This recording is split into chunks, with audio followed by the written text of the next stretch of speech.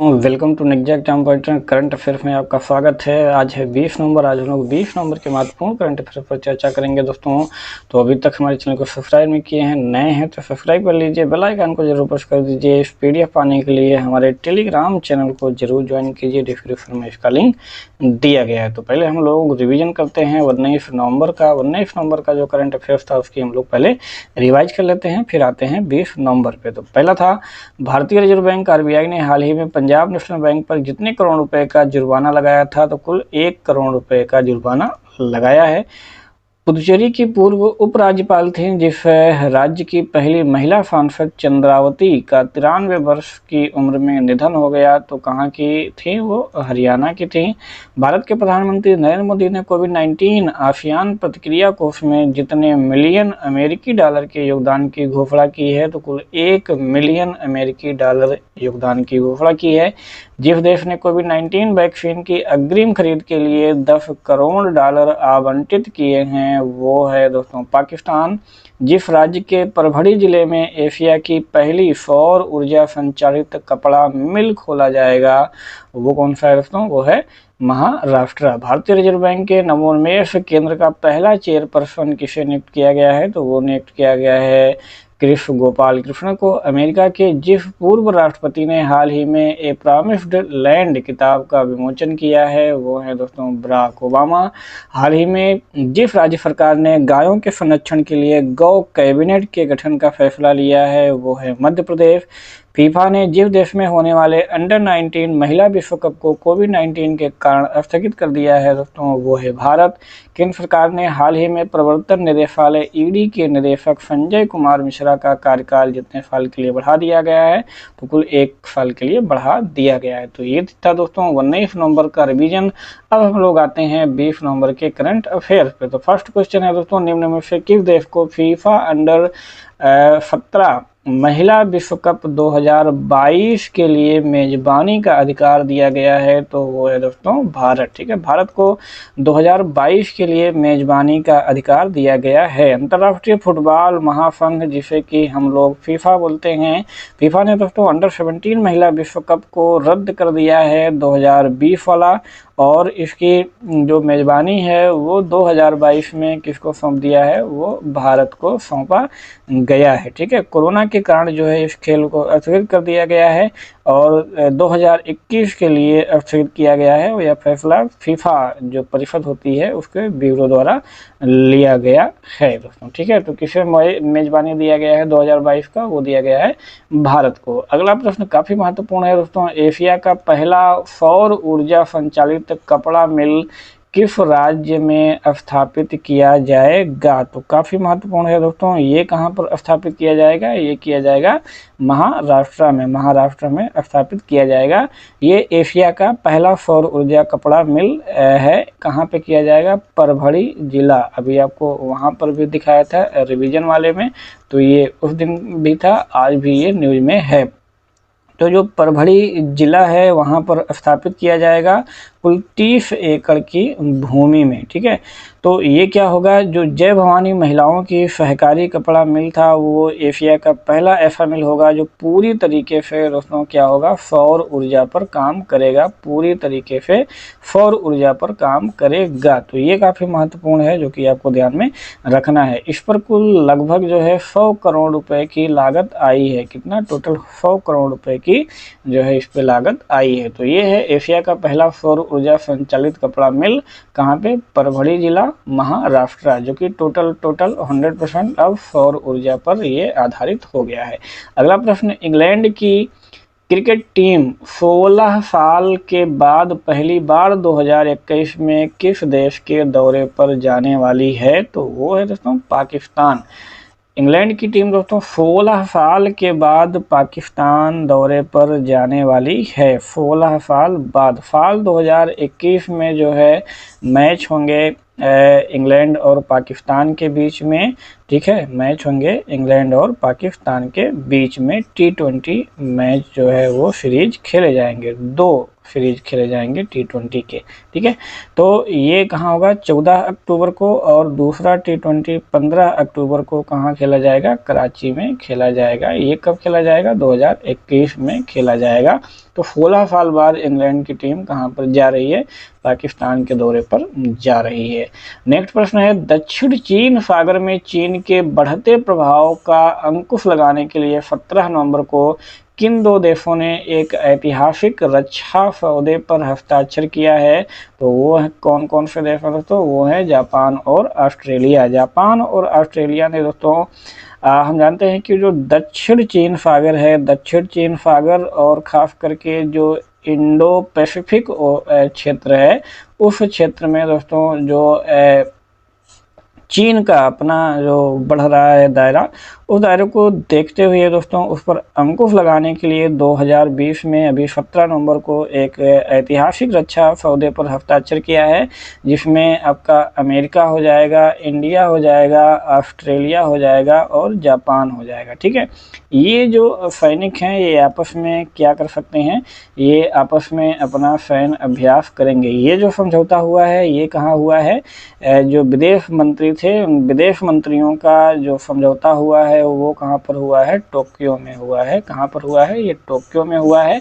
और इस समझौते के तहत क्या होगा कि जो जापान है और ऑस्ट्रेलिया, जापान और ऑस्ट्रेलियाई जो सैनिक हैं वो एक दूसरे के यहाँ आ जा सकेंगे और सैनिक प्रशिक्षण भी पा सकेंगे, और सुगमता से वो लोग संयुक्त अभियान भी आयोजित कर सकेंगे। कौन कौन, जापान और ऑस्ट्रेलिया के सैनिक एक दूसरे के यहाँ आराम से मतलब जा सकते हैं और जो है प्रशिक्षण भी प्राप्त कर सकते हैं और संयुक्त सैन्य अभ्यास भी बड़े आराम से कर सकते हैं इस समझौते के तहत। अगला जो प्रश्न है, विश्व इकोनॉमिक फोरम यानी कि WEF की ओर से जारी बेहतरीन रोड मैप तैयार करने वाले 36 वैश्विक शहरों की सूची में कितने भारतीय शहरों को भी जगह दी गई है दोस्तों।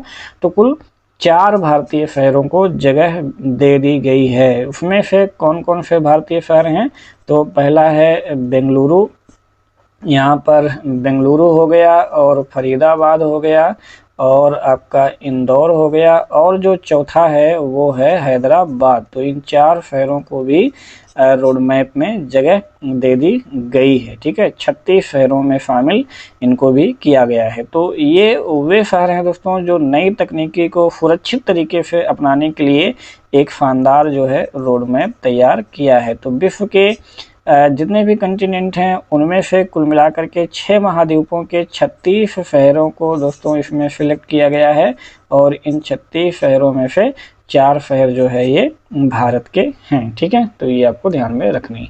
अगला जो प्रश्न है, निम्न किस राज्य की पूर्व राज्यपाल, साहित्यकार और बीजेपी नेता मृदुला सिन्हा का 18 नवंबर 2020 को निधन हो गया है। तो किस राज्य की पूर्व राज्यपाल थी, ये थी गोवा की। गोवा की पूर्व राज्यपाल थी मृदुला सिन्हा। इनका जो है 18 नवंबर 2020 को क्या हो गया है, निधन हो गया है। वो कितने साल की थी, तो वो 77 साल की थी। कितने, 77 ईयर्स की थी। तो साहित्य और संस्कृति की दुनिया में इनका बहुत व्यापक योगदान है। इनका जो जन्म हुआ था वो 1942 में हुआ था। कहाँ पर हुआ था, मुजफ्फरपुर में हुआ था, ठीक है। मुजफ्फरपुर में हुआ था 1942 में इनका जन्म। और वो कुल मिलाकर के दोस्तों 2014 से 2019 तक गोवा की क्या थी, राज्यपाल थी। तो इनका जो है अभी हाल ही में निधन हो गया है। कब, 18 नवंबर 2020 को। अगला जो प्रश्न है, संयुक्त अरब अमीरात UAE ने निम्न में से कितने देशों के आगंतुकों के लिए अस्थायी रूप से वीजा जारी करने पर रोक लगा दी है दोस्तों। तो कुल 12 देशों के आगंतुकों पर अस्थायी रूप से वीजा जारी करने पर रोक लगा दी है। इसमें पाकिस्तान सहित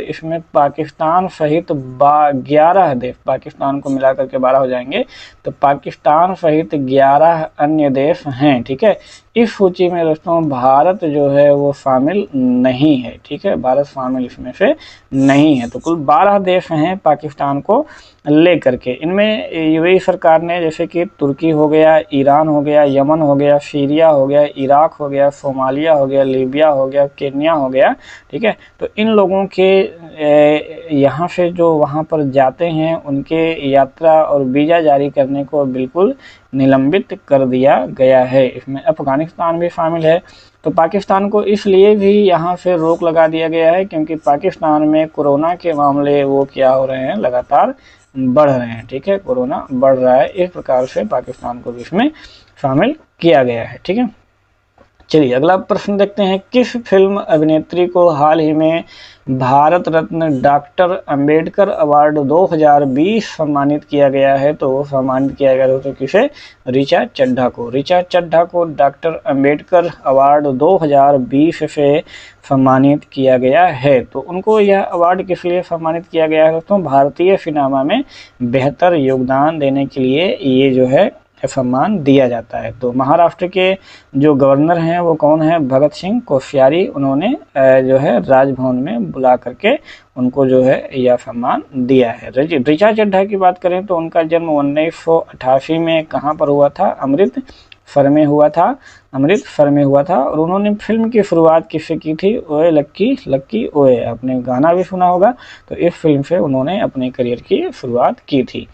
अगला प्रश्न देखेंगे, निम्नलिखित में से दोस्तों किस देश ने दुनिया के सबसे बड़े RCEP व्यापार समझौते पर हस्ताक्षर नहीं किए हैं? RCEP, ठीक है, RCEP पाकिस्तान की चाइना की जो नीति है दोस्तों, रोड बन रहा है OBOR, जो सभी देशों को एक साथ कनेक्ट करने की योजना है, उसमें किस देश ने हस्ताक्षर नहीं किए हैं? तो उसमें दोस्तों भारत ने जो है हस्ताक्षर नहीं किया है, ठीक है, भारत ने हस्ताक्षर नहीं किया है। भारत ने हस्ताक्षर क्यों नहीं किया है? क्योंकि भारत के अनुसार दोस्तों यह सौदा उचित रूप से अपनी मांगों को संबोधित नहीं करता है, जिसमें जो घरेलू अर्थव्यवस्था है उनको ढालने वाली वस्तुओं सेवाओं को संरक्षित सूची के साथ साथ बाजार पहुंचने के मुद्दे भी इसमें शामिल हैं। तो भारत RCEP को विशेष रूप से उन देशों के लिए सबसे अनुकूल राष्ट्र दायित्व से बाहर करना चाहता है जिनके साथ सीमा विवाद था, ठीक है। RCEP के जो भागीदार देश हैं दोस्तों वो 10 आसियान अर्थव्यवस्था देशों में से Cambodia, Indonesia, Laos, Malaysia, Myanmar, Philippine, Singapore, Thailand, Vietnam और ब्रुनेई भी इसमें शामिल है। तो RCEP में दोस्तों भारत ने हस्ताक्षर नहीं किया है। तो answer for previous year question हम लोग देख लेते हैं। जो पिछले करंट अफेयर्स में क्वेश्चन पूछा गया था आपसे कि झारखंड राज्य किसकी जयंती पर बनाया गया था? किसकी जयंती पर बनाया गया था? तो वो थे दोस्तों बिरसा मुंडा की जयंती पर झारखंड राज्य बनाया गया था। बिरसा मुंडा के बारे में अगर थोड़ा सा देखें तो वह एक बहादुर आदिवासी और स्वतंत्रता सेनानी थे जो कि मुंडा जनजाति के थे। उन्हें धरती अब्बा, बहुत इंपॉर्टेंट है, आपके एग्जाम में आया हुआ है कि धरती अब्बा के नाम से किसे जाना जाता है, जिसका अर्थ होता है पृथ्वी पिता, ठीक है। तो 19वीं शताब्दी के दौरान दोस्तों झारखंड और बिहार बेल्ट में पैदा हुए शताब्दी आंदोलन में उनकी भूमिका क्या रही? बहुत ही महत्वपूर्ण है। तो बिरसा मुंडा किस आंदोलन से जुड़े हुए थे? अब की बार ये IAS प्री में इससे संबंधित एक क्वेश्चन था, आप लोग पेपर उठा करके देख सकते हैं, ठीक है। तो ये अगला क्वेश्चन है दोस्तों, क्वेश्चन फॉर यू, इसका आंसर आपको कमेंट बॉक्स में देना है। तो लीलावती पुरस्कार 2020 की एक पहल है, तो इनमें से कौन सी एक पहल लीलावती पुरस्कार 2020 की है? रक्षा अनुसंधान और विकास संगठन DRDO की, या फिर भारतीय अंतरिक्ष अनुसंधान संगठन की, या अखिल भारतीय तकनीकी शिक्षा परिषद की, या फिर उपरोक्त में से कोई नहीं? तो इसका आंसर दोस्तों आप लोग कमेंट बॉक्स में जरूर दीजिएगा। हमें आपके आंसर की बेसब्री से प्रतीक्षा रहेगी। आपके आंसर की रिप्लाई भी हम दोस्तों जरूर करते हैं, ठीक है। चलिए, तो थैंक फॉर वाचिंग, खत्म करते हैं आज का करंट अफेयर। हमारे यूट्यूब चैनल को सब्सक्राइब कर लीजिए, साथ ही फेसबुक पर हमारे पेज को लाइक भी कर सकते हैं, और टेलीग्राम चैनल आप लोग बिल्कुल ज़रूर जो है इस टेलीग्राम को ज्वाइन कर लीजिए, लिंक जो है डिस्क्रिप्शन में दिया गया है। तो ख़त्म करते हैं आज का करंट अफेयर। देखने के लिए बहुत बहुत धन्यवाद। जय हिंद, जय भारत।